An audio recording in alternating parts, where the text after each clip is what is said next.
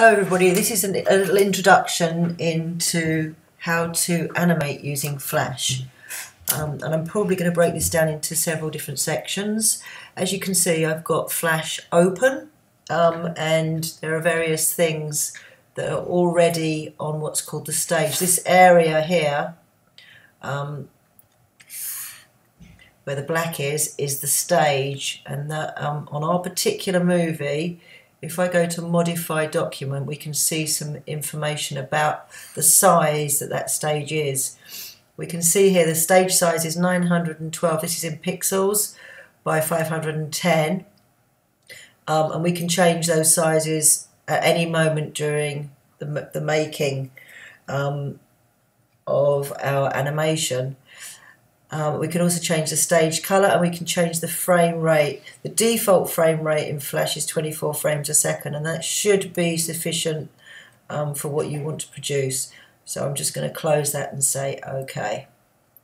Now, hopefully you'll recognise some of the things that are available within the Flash space. The Adobe tend to use similar tools across different programs. And a similar kind of methodology. So we've got all the things you'd expect to see: the drawing tools, lasso tool, pen tool, text tool, shape tool, pencil tool, stamp tool, eyedropper, eraser, hand, magnifier and colour. There are some drawing things in Flash which we'll get into a bit later on, some nuances that you might not be aware of.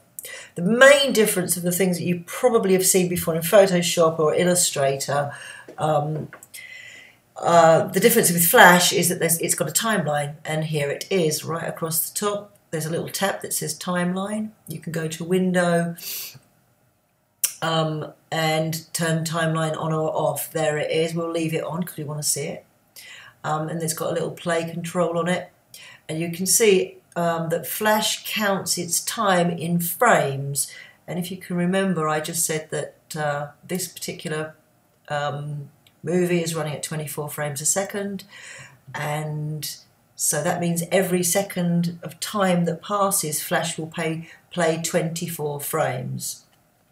Okay, so on the stage, which is this area again, which I've just mentioned, I have already got a maze drawn into it, and what we're going to aim to do is we're going to try and make a little game where we're going to make a little Pac-Man that's going to travel around the maze.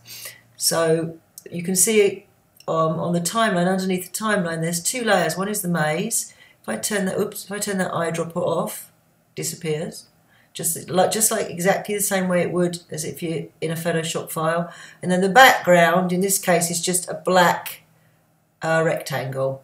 So I can turn those on and off. I can also lock them, thusly. There we go. So I can't actually do anything to them, can't even select them once they're locked. Exactly the same way. This just shows you the outline. Turn it back off again. So that's that little icon there. And sometimes you might want to use that just if you've got a lot of stuff on the stage, you want to get rid of some things, you just want to see where it is, just the outline of it and not the whole thing. Okay, now what Flash also has, it has a properties inspector on the right hand side here, so it can tell me certain things. In this case it's telling me about the whole area, about the stage itself.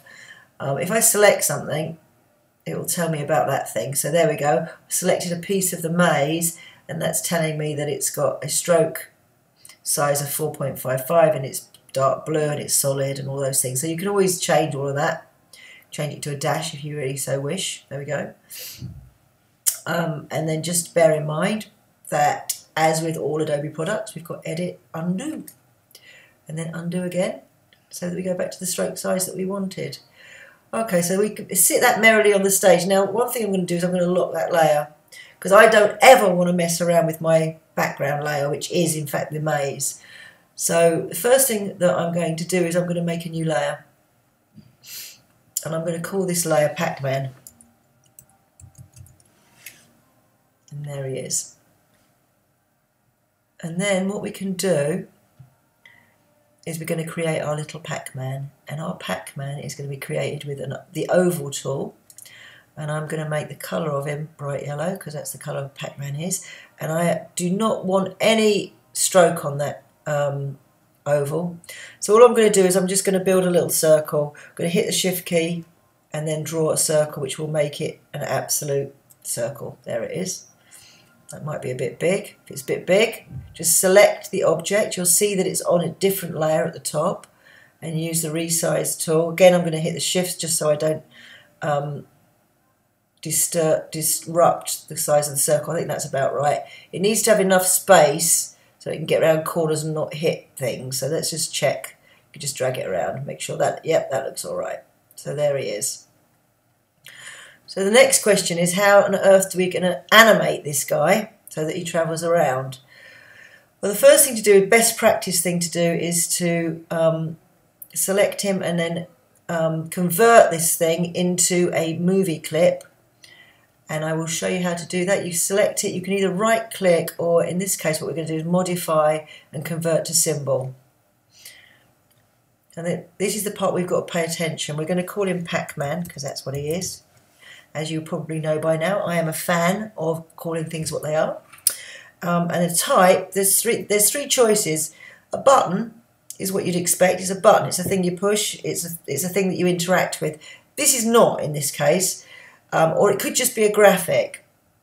Now I want to do some things to this object a little bit later on, which means I'm going to actually make sure it's a movie clip. Don't worry about the whys and wherefores at the moment. We're just going to use a movie clip, and you can ignore all the advanced stuff down the bottom. You can turn it off actually if it's confusing you, and just say OK. And you will see that miraculously a little blue box has appeared around that yellow circle.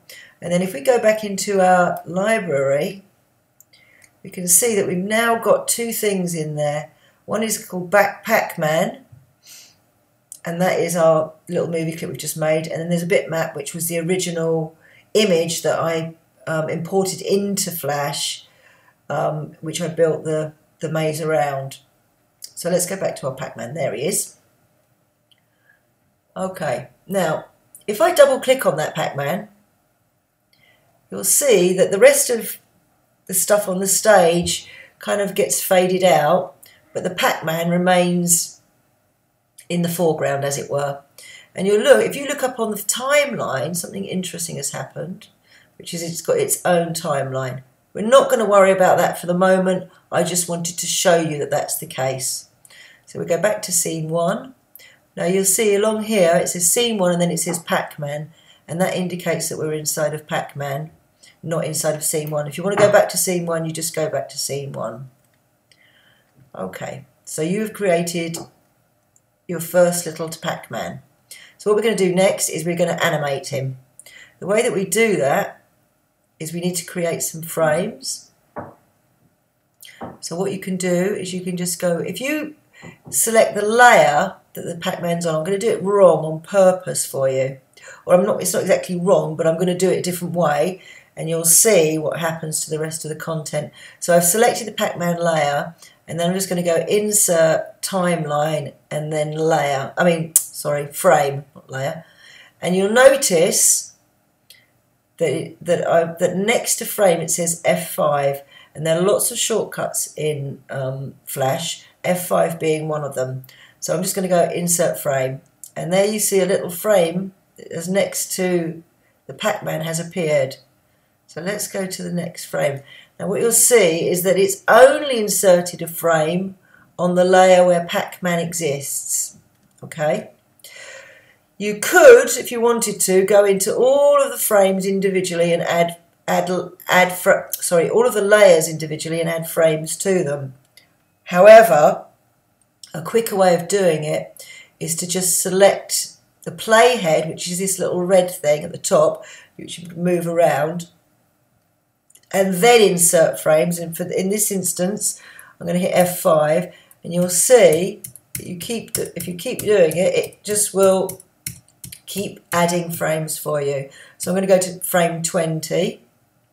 And I've got an extra frame on there, which is not great.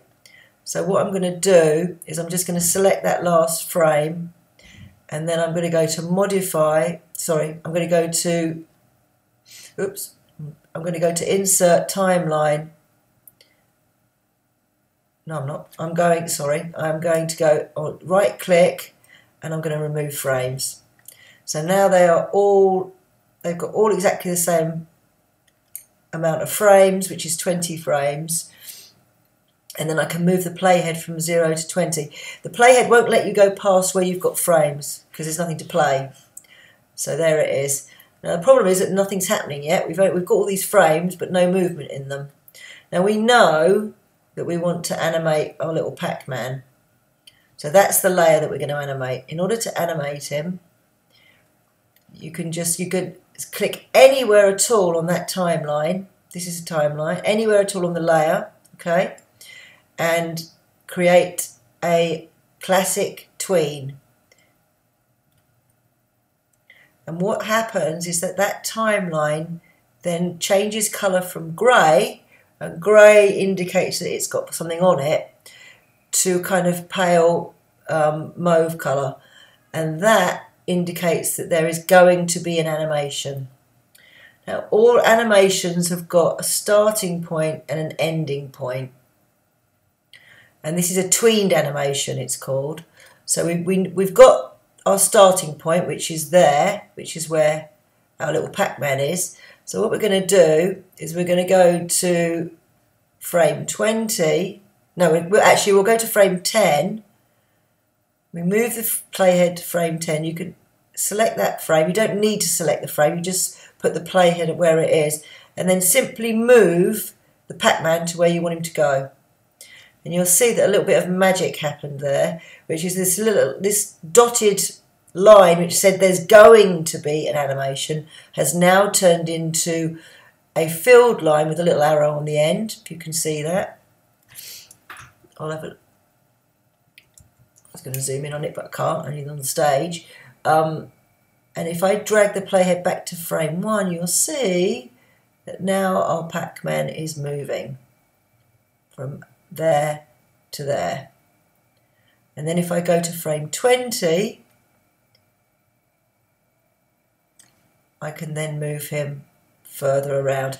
And you'll notice, by the way, that I'm getting guides to help me to align things, which is really useful. So again, so now he goes from there to there to there. And if you want to play this, you can just press the play button, which is just under there. Or you can go to Control and play there. Or, more importantly, you can go to Test Movie and you can just do In Flash Professional, and that will open your first little movie. So hopefully that's given you some indication. And what I'd like you to do is to see whether you can just keep adding frames by pressing F5 and make this little guy travel around until he gets back to the beginning in whichever way you want. So something like that. And you should be able to do that just by adding more keyframes. The keyframes indicate where there's a change. So every time he changes direction, which is here, you need to add a keyframe, and you know you want him to go over. The next place he's going to go is, let's say, there. So you've just added a keyframe and dragged him there. So I want you to play around with that and see whether you can get him to go all the way around. If you're feeling ambitious, then you can actually move keyframes around so that he travels more quickly or slowly. The less space there is between frames, the faster he goes. The more frames there are, the slower he goes. So if we can speed him all the way up by just dragging that frame back there, and I'll play that. So he goes much faster at the end and then slows down again. So see if you can build that into it so that it speeds up and slows down. And that should do it for now.